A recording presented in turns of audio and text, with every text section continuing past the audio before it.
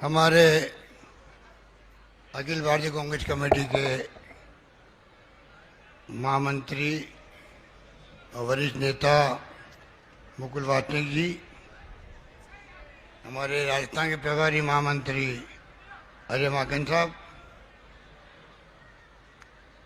गुजरात के प्रभारी रघु शर्मा जी, हमारे प्रदेश कांग्रेस कमेटी के अध्यक्ष गोविंद दोतासा जी, पीसीसी के गुजरात के अध्यक्ष जगदीश भाई ठाकुर साहब, सीएपी लीडर गुजरात के सुखराम जी राठवा, सेवा दल के राष्ट्रीय अध्यक्ष लालजी भाई देसाई, वर्किंग कमेटी के मेंबर रघुवीर मीणा जी, हमारे वरिष्ठ साथी और मंत्री महेंद्र जी सिंह मालविया जी, रामलाल जी जाट साहब, भंवर सिंह जी भाटी, अर्जुन जी बामनिया, शंकर यादव जी, सीताराम जी लांबा, राम सिंह जी राव और यहाँ के लोकप्रिय विधायक गणेश गोगरा जी, हमारे वरिष्ठ नेता ताराचंद भगोरा जी, दयाराम जी परमार साहब, विधायक श्रीमती प्रीति सक्तावत, नगराज जी मीणा, दिनेश खोडनिया जी जिला अध्यक्ष, वरिष्ठ नेता शंकरलाल जी आहिरी,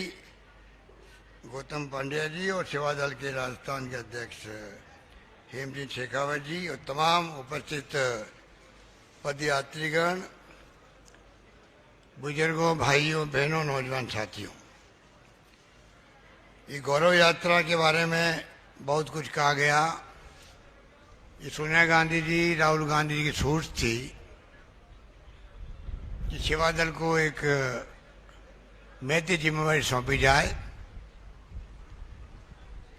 पूरे देश को संदेश देने वाली यात्रा है। ये मामूली यात्रा नहीं है। जो 7 साल का कुशासन है देश के अंदर, राज में आना एक बात है और धर्म के नाम पर, जाति के नाम पर, वर्ग के नाम पर, भाषा के नाम पर तनाव पैदा करना दूसरी बात है। वो देश इतना नहीं हो सकता है। आज देश के हालात ऐसे बन गए हैं कि देश किस दिशा में जाएगा, किस दिशा में जा रहा है, किसी को नहीं मालूम। ऐसी शक्तियां आज शासन कर रही है, फासिस्टी शक्तियां, जिनका लोकतंत्र में यकीन नहीं है। इसीलिए आज हिंसा का, तनाव का, असुरक्षा का माहौल है देश के अंदर। और ऊपर से इनकम टैक्स, ईडी और सीबीआई, जुडिशरी, सब पे बहुत दबाव है। आप सोचिए, 70 साल से अधिक हो गया देश को आज़ाद हुए। एक तरफ तो हम उसको मना रहे हैं, अमृत महोत्सव को, जहाँ आज़ादी के पहले भी अभी मेरे साथियों ने कहा किस प्रकार की कुर्बानी दी, त्याग किए, बलिदान दिए देश के नेताओं ने गांधी जी के सानिध्य में। और उनको याद करते हैं, पंडित नेहरू हो, चाहे सरदार पटेल हो, चाहे मौलाना अब्दुल कलाम आज़ाद हो, डॉक्टर अंबेडकर साहब ने बनाया संविधान। आज़ादी के बाद में भी देश एक रहा है, अखंड रहा है, क्योंकि जो सोच बाबा साहब की थी या उन नेताओं की थी जिन्होंने संविधान निर्माण करने में सहयोग किया।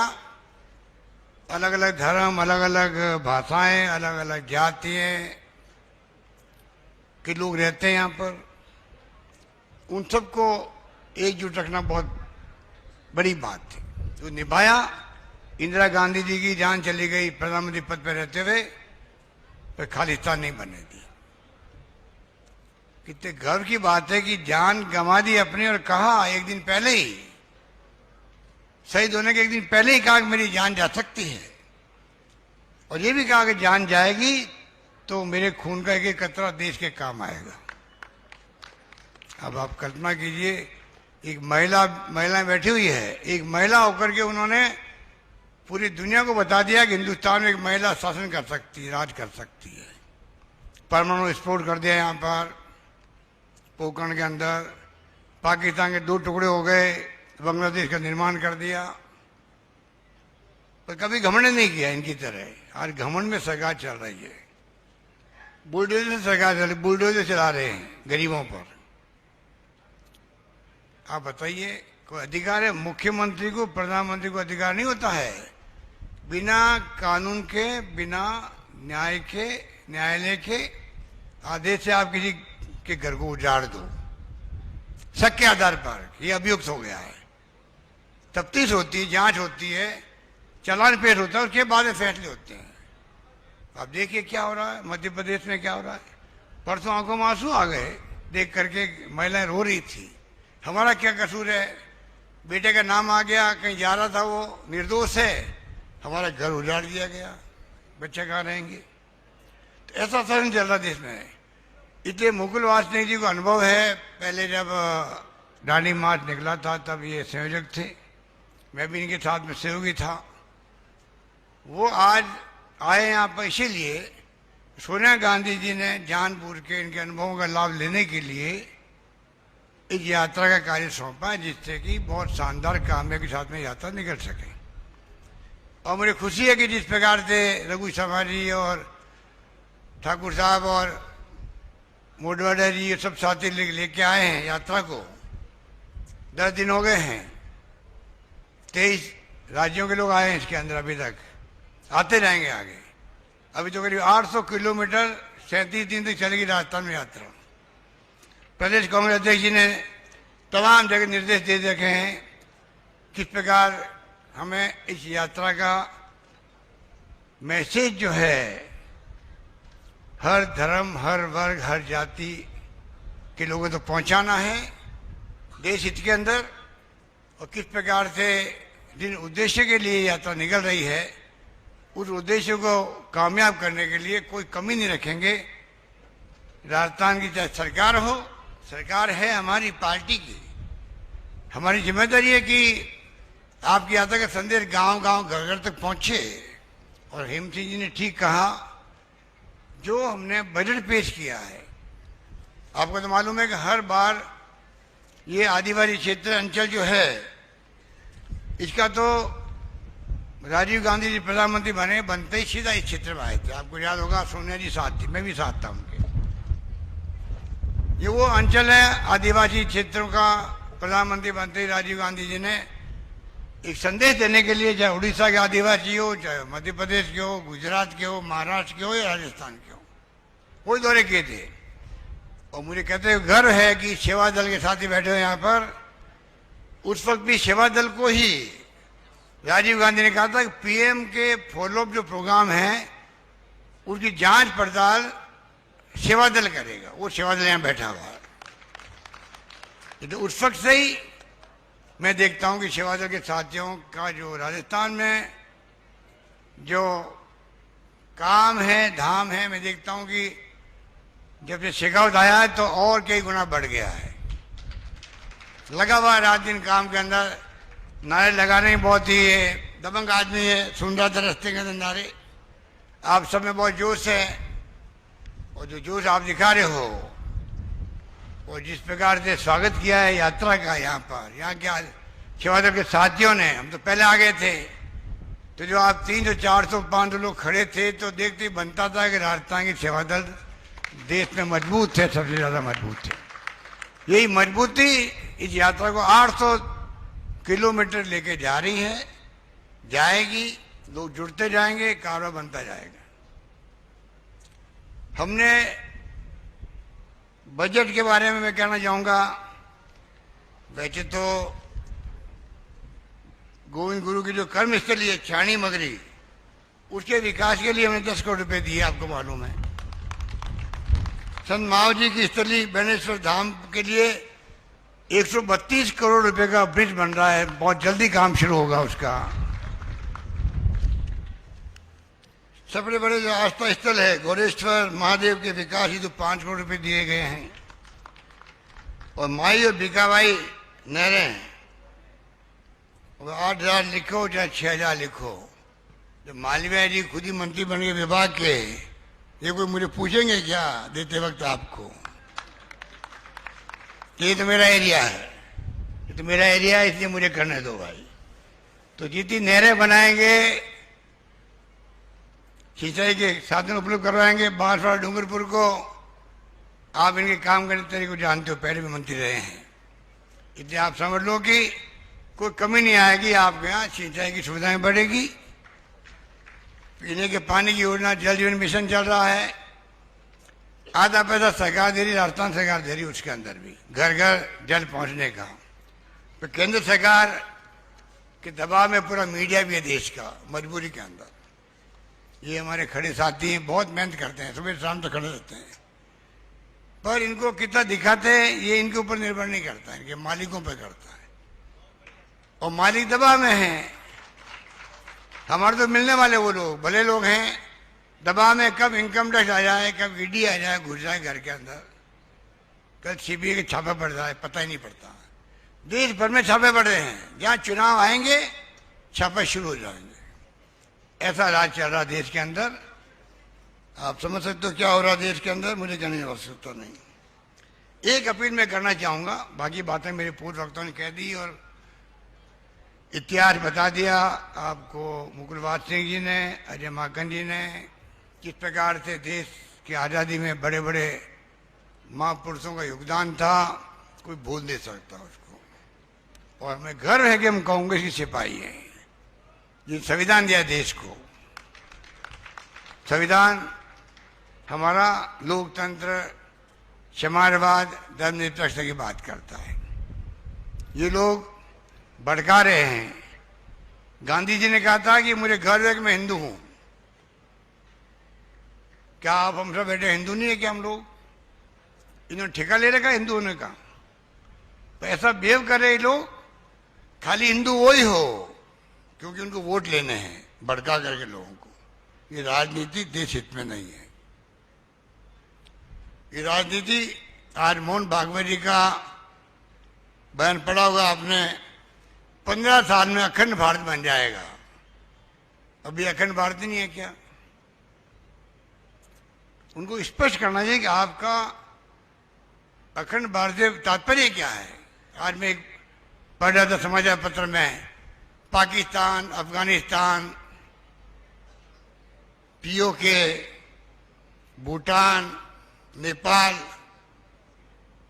पता नहीं मोहन भागवत जी क्या कहना चाहते, मुझे पता नहीं। पर मैं मोहन भागवत जी को सलाह देना चाहूंगा कि यही सरदार पटेल जिनकी मूर्ति लगाई है आपने, आपके बीजेपी का ना तो सरदार पटेल पर, ना गांधी जी पर, ना अम्बेडकर के साथ कोई रिश्ता था। सरदार पटेल ने तो बैन कर दिया था आरएसएस को जब गांधी जी की हत्या हुई थी।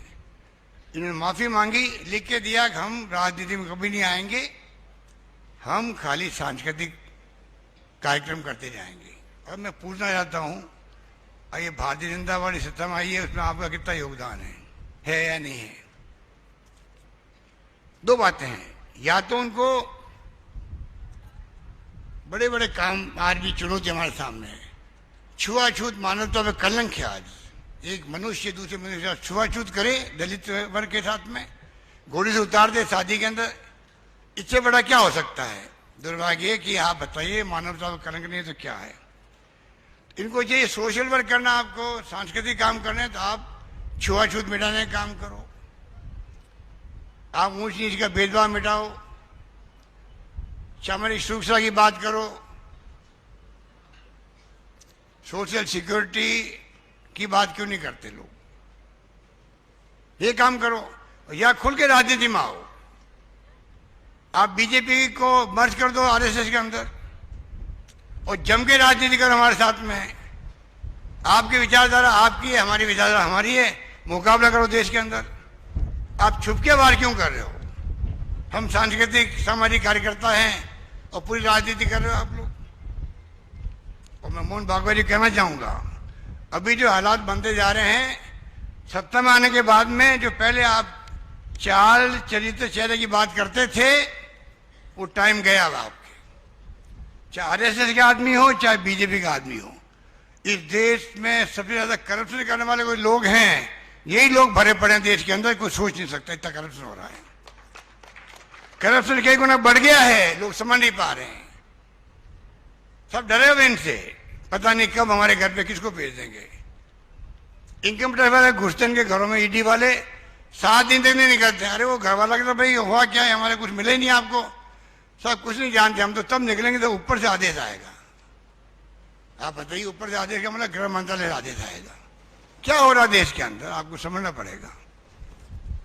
इसलिए मैं आपको निवेदन करना चाहूंगा, कहने को बहुत सारी बातें और भी रास्ते में आएंगे, अध्यक्ष जी जहाँ लाएंगे, जहाँ जहाँ आएंगे, और कहीं मौका लगेगा तो 2 टुके लगा देंगे, 2 टुके लगा देंगे वहां पे भी। अभी खाली मैं इतना ही कहना चाहूंगा कि भाई हमने जो योजना बनाई है, 10 लाख का बीमा कर दिया प्रदेशवासियों को, हिंदुस्तान में कहीं नहीं है 10 लाख का बीमा। मुझे मिला प्रदेश कांग्रेस के कमेटी के दफ्तर के बाहर एक व्यक्ति, साहब मेरा गांव का आदमी आया, हार्ट का ऑपरेशन हुआ, 1.5-2 लाख का बिल बना, मुझे 1 रुपया नहीं देना पड़ा, 137 रुपये मेरे टैक्सी के लगे, वो खाली टैक्सी के लगे। और मैं आपको कहना चाहूंगा, मेरे को 2 बार कोरोना हो गया, कोरोना के बाद में आप भी बच के रहो, अभी तो कोरोना चल रहा है, खबरें आ रही है मीडिया के अंदर वापस आ सकता है, आप लोग थोड़ा बच के रहना। आप भी, आपको मैं भलान दे रहा हूं। मेरे को 2 बार कोरोना हो गया और मेरे को पोस्ट कोविड, कोरोना के बाद में किसी को सांस की, किडनी की, किसी को हार्ट की बीमारी होती है, मुझे हार्ट का मुझे भी हो गया, स्टंट लगा। आपको आश्चर्य होगा, मुझे 1 रुपया नहीं देना पड़ा, फ्री में हुआ वो, क्योंकि चिरंजीवी योजना में लागू कर दी है। मेरे को नहीं लगा 1 रुपया, अस्पताल में अंदर घुसा, बाहर आया फ्री के अंदर। आप बताइए कितने गरीबों को भला हो रहा है। पहले मकान बेचते, गहने बेचते, तब जाकर के इलाज करवाते माँ बाप का, और मालूम था माँ बाप चले जाएंगे दुनिया से, तभी हमारा संस्कार है भाई नहीं नहीं जिंदा रहने की पूरी कोशिश करो, चाहे लाख खर्च हो, 2 लाख खर्च हो। 10 लाख तक आपका पूरा फ्री इलाज। भगवान करे एक्सीडेंट नहीं हो, एक्सीडेंट हो जाता है, मर जाता आदमी, तो 5 लाख रुपए का बीमा साथ में कर दिया हम लोग। किडनी खराब होगी, ट्रांसप्लांट करना है, लीवर ट्रांसप्लांट करना है, 15-20 लाख रुपए खर्च होते हैं। बोन मैरो ट्रांसप्लांट करना है, या ऑर्गन ट्रांसप्लांट होते हैं। आदमी मरता एक्सीडेंट में, उसे कोई भी अंग लग जाता, कहीं पर हवाई जहाज में भेजना पड़ता है दूर दूर उसको, यहाँ कई बार यहाँ आता है। हमने कहा उन लोगों के लिए जब 15 लाख खर्च हो, जब 20 लाख खर्च हो, पूरा पैसा सरकार देगी, उनके लिए 1 रुपया उनको खर्च नहीं करना पड़ेगा।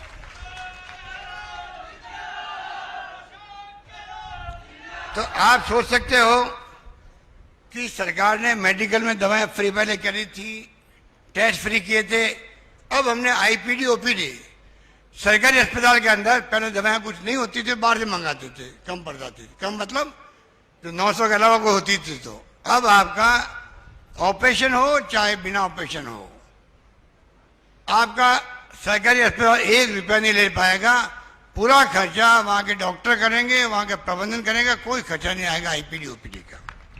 मेडिकल में हम लोग आज देश में पायनियर बन गए, ये मैं निवेदन करना चाहता हूँ। अब मैं जो करना चाहता हूँ आपको, आप सुन तो रहे हो, यहाँ वही आया है जो समाज का आज्ञावान आदमी है, समझदार आदमी है, समझता है कि गरीब आदमी है, अनपढ़ है, वो समझते नहीं कि योजना है क्या, उनके अभाव में वो आदमी तकलीफ में रहता है। कृपा करके आज हमने 100 दिन का 125 दिन कर दिया नरेगा के अंदर। बांसवाड़ा डूंगरपुर से ज्यादा कौन समझ सकता है, जहाँ 2.5-3 लाख लोग लगते हैं। ये आपके जिला प्रमुख थे महेंद्र मालवीय या ताज भगोरा जानते हैं, 2.5-3 लाख लोग लगते हैं बांसवाड़ा डूंगरपुर के अंदर। वहां नरेगा को हमने हमारे खर्चे पर 25 दिन बढ़ा दिए मैंने, 100 दिन की बजाय 125 दिन का रोजगार मिल पाएगा आप लोगों को, ये मैं निवेदन करना चाहता हूँ। शहरों में जो नगर पालिका है डूंगरपुर की, वहां 100 दिन के रोजगार मिलेगा, सारे लोगों को नरेगा की तरह मिलेगा, हिंदुस्तान में कहीं पे भी नहीं। इस प्रकार से जो कई फैसले किए हमने, तमाम सेकेंडरी स्कूल को सीनियर सेकेंडरी बना दिए, सब लोग खुश हो गए। 50 यूनिट बिजली फ्री आपकी, 5 लाख लोगों के बिल जो है जीरो आएगा, जीरो आएगा, एक बिल आएगा, 1 रुपये का बिल नहीं आएगा। 2 रुपये 3 रुपये प्रति यूनिट और कम कर दी, 150 तक के लिए, 300 यूनिट तक के लिए। जो फैसला किया दूध उत्पादकों को 5 रुपये प्रति लीटर दूध के लिए अलग से दे रहे हैं, बोनस उसको दे रहे हैं। कॉलेजेस लड़कियों की खोल रहे हैं हम लोग, मुझे खुशी है कि अब लड़कियों की संख्या राजस्थान में लड़कों से ज्यादा हो गई, कॉलेजेस के अंदर ये स्थिति बन गई है, राजस्थान हो जो समय जा रहा है। इसलिए मैं निवेदन करना चाहूँगा, कृपा करके आप, दुर्भाग्य ये जरूर रहा है, हमने कल्पना की थी रतलाम से डूंगरपुर, सोनिया गांधी जी आई थी यहाँ पर डूंगरपुर के अंदर, शिलान्यास किया था रेलवे लाइन का, आपको याद होगा। एक रास्ता और खुल जाता आपका, अभी उदयपुर, डूंगरपुर, अहमदाबाद का रास्ता है, फिर रतलाम होते हुए आप कहीं आगे जा सकते थे बॉम्बे की तरफ, एक रास्ता और मिलता आपको वाया बांसवाड़ा। वो काम सरकार बदलते ही बंद कर दिया गया। 200 करोड़ रुपये हमने जमा करवाए रेलवे में, आधा बिल हम दे रहे थे, वो रुक गया काम।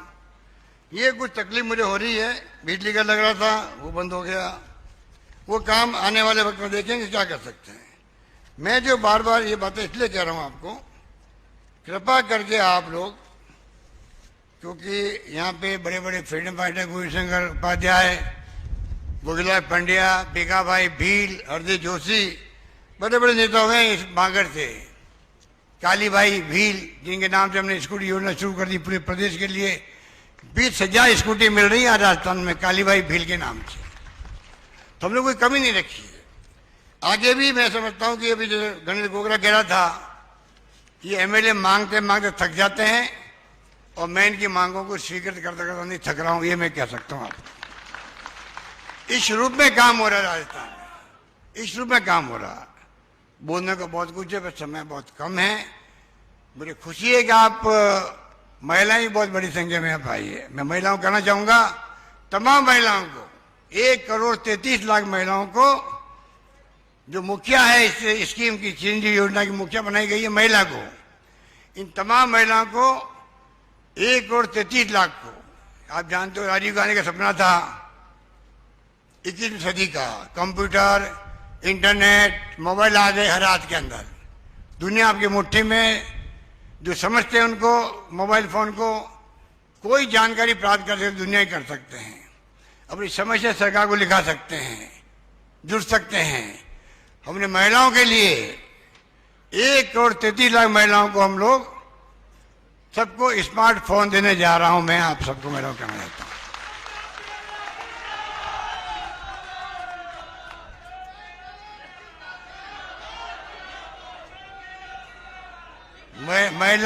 महिलाओं की ताली बजी है, मोबाइल फोन भी बजी है, ज्यादा ताली तो बजी है।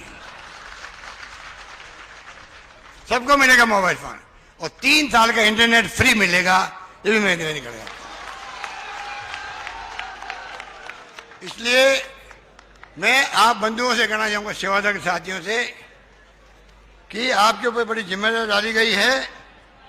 लाली भाई, आपके ऊपर जिम्मेदारी बड़ी है। कृपा करके हमारी योजना जो है वो गरीब तक कैसे पहुंचे, वो पहुंचती नहीं है।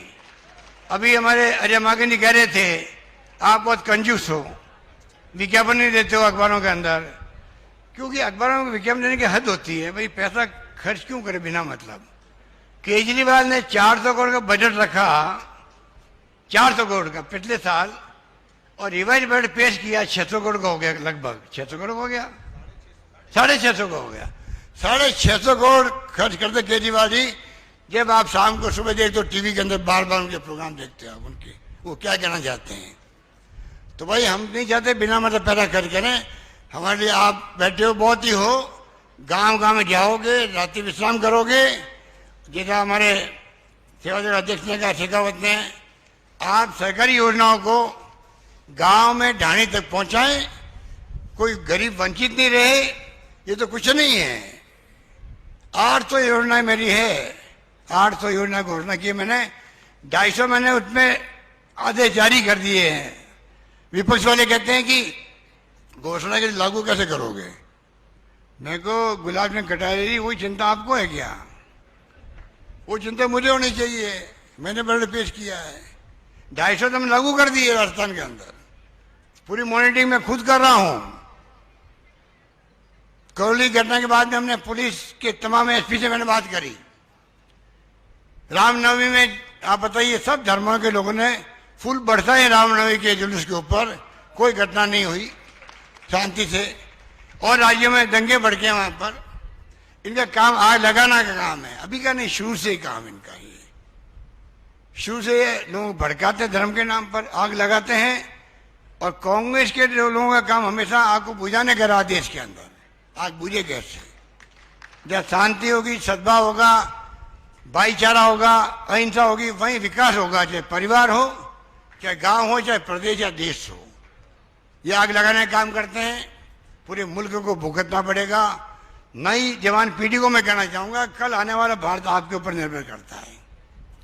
अगर इनके काली करतूतों को नहीं समझोगे, इनके मंसूबों को नहीं समझोगे, तो पूरे देश को पछताना पड़ेगा, पश्चाताप करना पड़ेगा। मैं निवेदन करना चाहता हूं। बहुत खतरनाक माहौल में राजनीति देश में हो रही है। आर्टिकल पढ़ो अखबार में क्या आ रहा है, अखबार में क्या डिस्कशन होता है, किस प्रकार ये ट्रोल आर्मी इनकी है। सोशल मीडिया में आपको बात डाल दो, ट्रोल आर्मी में हजारों लोग इनके पास बैठे हुए हैं, क्योंकि इलेक्शन बॉन्ड इनके पास में, पूरा चंदा एक तरफ आ रहा है इनके पास में। बर्बाद करे बाकी पार्टियों को, चंदा को ले नहीं सकता, डर के हमारे को दे नहीं सकता। आप बताइए फिर डेमोक्रेसी कहाँ रही? अगर सबको समान अधिकार नहीं होंगे राजनीतिक पार्टियों को, जैसे हर नागरिक का समानता का अधिकार है, उसी प्रकार राजनीतिक पार्टियों का भी समान अधिकार होता है। एक तरफ खेल खेल रहे लोग, इनके मंसूबे बड़े खतरनाक है।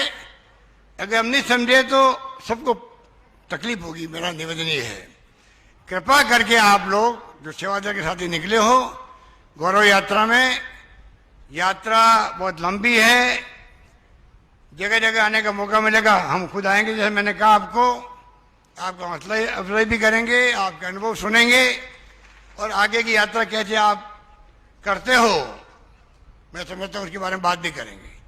इसलिए मैं आपको बधाई देता हूँ। 10 दिन की यात्रा बहुत सफल रही। रघु शर्मा जी राजस्थान से हमारे भेजे हुए वहाँ पर डेपुटेशन पर,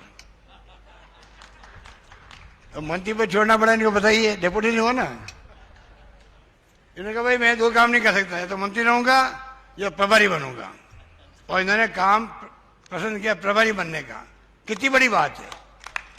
और हमारे दोता साहब ने पीसी अध्यक्ष से ये पीसी अध्यक्ष बना, मुझे जिम्मेदारी सौंपी है, मैं उसको निभाऊंगा। मंत्री पद आए जाते रहते हैं, तो मंत्री तो कभी बन जाओगे आप। रघु शर्मा जी, आप दोता साहब जी, हरीश चौधरी जो मंत्री हटे हो, खुद ने इच्छा से हटे हो आप लोग। जब चाहोगे मंत्री बन जाओगे भाई, योगदान दे रहे हो। ये बैठे हमारे गुजरात के साथी, मैं गुजरात का प्रभारी था आपकी तरह, तो मुझे इन्होंने मुख्यमंत्री बना दिया। आप समझो, राहुल गांधी ने सोच समझ के आपको भेजा होगा वहां पर, सोच समझ के भेजा होगा। मैं खुद 10 महीने रहा गुजरात के अंदर, आपको तो मालूम है। 10 महीने में हमारे मोडवाले जी और ठाकुर साहब सब बैठे हुए हैं। इन सबको मालूम है कि स्टेट बड़ा प्यारा है वो गुजरात। शासन करने वाले जो है वो बड़े खतरनाक लोग हैं, चाहे अमित शाह हो, चाहे वो मोदी जी हो। कहते कुछ है, करते कुछ है। कथनी करने में बहुत भयंकर अंतर है उनके, और वो खतरनाक होता है। जो शासन कर रहा है उनको दिल बड़ा रखना चाहिए था। कह दिया 56 इंच का सीना है मेरा, वास्तव में 56 इंच का सीना दिखाना चाहिए था। संवेदनशीलता के साथ में शासन करते, सब जाति धर्म वर्गों को साथ लेके चलते। एक प्रधानमंत्री किसे कहते हैं देश का? प्रधानमंत्री, गृह मंत्री। जहां आपके सरदार पटेल बैठे हुए हों, वहां बैठे हुए हो, क्या करतूते कर रहे हो? सरकार गिराओ, वोटों के माध्यम से नहीं, पैसों के माध्यम से खरीदो एमएलए को। राज्यसभा चुनाव हो, एमएलए को खरीद कर एक सीट जीतो राज्यसभा की। मध्य प्रदेश में सरकार चुनी हुई थी, आपने 22 एमएलए को खरीद करके 35-35 करोड़ के अंदर आपने सरकार गिरा दी। कहाँ का लोकतंत्र है? राजस्थान सरकार के आप देखिए, ये अमित शाह और ये गजेंद्र शेखावत राजस्थान जोधपुर वाला एमपी, इनको शर्म ही नहीं आई कि जोधपुर का एमएलए मैं हूं और मुझे मुख्यमंत्री बनने का एक मौका मिला हुआ है। मेरी सरकार गिराने के लिए अमित शाह, गजेंद्र शेखावत, धर्मेंद्र प्रधान, ये सब थे, और हमारी पार्टी के अंदर इन्होंने तोड़फोड़ करनी शुरू कर दी। आप बताइए, ये लोकतंत्र है? ये कहाँ ले आएंगे देश को?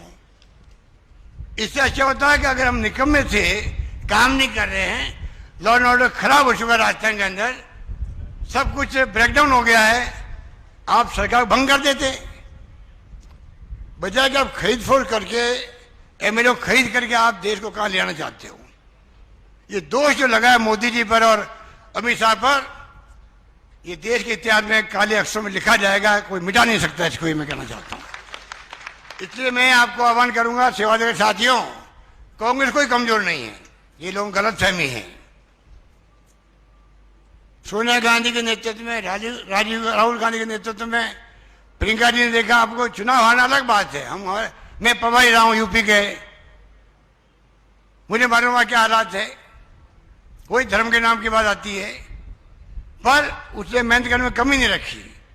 तो राहुल गांधी रात दिन एक कर रहा है, अगर मोदी का मुकाबला कोई कर रहा है देश के अंदर, तो राहुल गांधी कर रहा, कोई नहीं कर रहा है।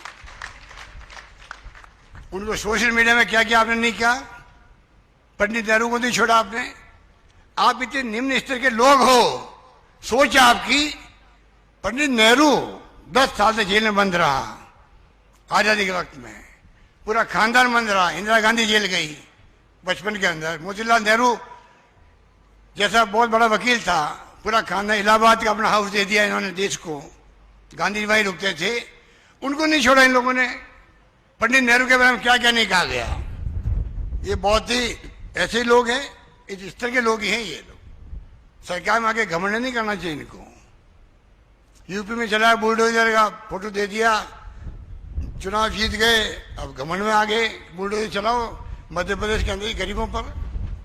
ऐसा सबक इनको मिलेगा, ये छकड़ी बोल जाएंगे। जानते हो छकड़ी बोलना क्या कहते हैं? आप समझ गए होंगे राजस्थान के लोगों। ये छकड़ी बोल जाएंगे, इनको पता नहीं लगेगा ये हुआ क्या है देश के अंदर। जनता बहुत समझदार है देश के अंदर, रॉबस्ट कॉमन सेंस जनता का एक्स्ट्राऑर्डिनरी है। पूरे देश में एक हवा चलती है। इंदिरा जी ने यहाँ पर परमाणु विस्फोट किया पोखरण के अंदर, इंदिरा जी ने पाकिस्तान 2 टुकड़े कर दिए। इमरजेंसी के बाद में ऐसा मौका आया, पूरे उत्तर भारत में कांग्रेस को साफ कर दिया। रातों रात खबर नहीं लगी कि कांग्रेस वास्तव में हार रही है। और 3 साल में, 2.5 साल में ऐसा मौका आया, वहां पर गलती का एहसास हुआ लोगों को भी। इंदिरा गांधी ने 2 टुकड़े किए पाकिस्तान के, तो अटल बिहारी वाजपेयी ने कहा उसके अंदर, ये इंदिरा गांधी दुर्गा का रूप है, दुर्गा का रूप है। वो इंदिरा गांधी चुनाव हार गई, वापस आपने बिठा दिया उनको। तो ये इनको घमंड नहीं रहना चाहिए लोगों को। इसलिए मैं कहना चाहूंगा आपको, आप मजबूत रहो। कांग्रेस मजबूत है राज्यों के अंदर, जिलों के अंदर, ब्लॉक के अंदर, हर घर में कांग्रेस देश के अंदर, कोई पार्टी में नहीं है। एकमात्र कांग्रेस राष्ट्रीय पार्टी है जो हर राज्य में, हर जिले में, हर गांव में, हर घर में आपको मिलेगा, कोई न कोई बंदा मिलेगा आपको। आज देखिए ना, आप जो आप आए हैं इतनी बड़ी तादाद में, मैंने रतनपुर में कई यात्राओं को देखा है। 2-3 बार आया हूं मैं भी। एक बार मुकुल जी ने बताया किस्सा, उसके अलावा रघु जी और भी यात्रा आई थी, 2-3 यात्रा, 4 यात्रा आई होगी यहाँ पर। दिनेश को मालूम होगा, खुर्निया को। हर यात्रा में आते हैं यहाँ पर। आज का नजारा कुछ और ही था, उसके लिए बधाई आप सबको। आज का नजारा जो आप में उत्साह था, यहाँ के लोगों में भी, आप सब में भी, वो तारीफ के काबिल था। कांग्रेस कहाँ कमजोर है? कांग्रेस तो इस देश के डीएनए में फंसी हुई है। संविधान वही है जो कांग्रेस की भावना है, उस संविधान में है। सबको साथ लेके चलो, और ये उसकी धज्जियां उड़ा रहे। संविधान को बचाने के लिए, लोकतंत्र बचाने के लिए आप सबको जो निकल पड़े हो, आप लोग यात्रा के माध्यम से, आप खुद सोच नहीं सकते इस यात्रा का प्रभाव। कश्मीर से कन्याकुमारी की जो कहावत है, चाहे नॉर्थ ईस्ट के राज्य हो, हर राज्य में आपकी यात्रा का प्रभाव बहुत ही शानदार पड़ेगा। ये बात कहते मैं अपनी बात समाप्त करता हूं। धन्यवाद। जय हिंद। धन्यवाद। धन्यवाद सर। देश की आजादी के 75 साल बाद भी महात्मा गांधी का अहिंसा का संदेश आज भी कानों में गूंज रहा है। और आज गहलोत साहब को सुन करके ये लगता है कि अगले 100 साल तक अशोक गहलोत जी का ये नारा कि आप आप मांगते मांगते थक जाओगे, लेकिन मैं देते देते नहीं थकूंगा। यह नारा अगले 100 साल तक इस राजस्थान की जनता के कानों में गूंजेगा। मैं सबसे निवेदन करता हूं कि सब खड़े हो जाएं, अब राष्ट्रगान होगा। सेवा दल के अध्यक्ष जी।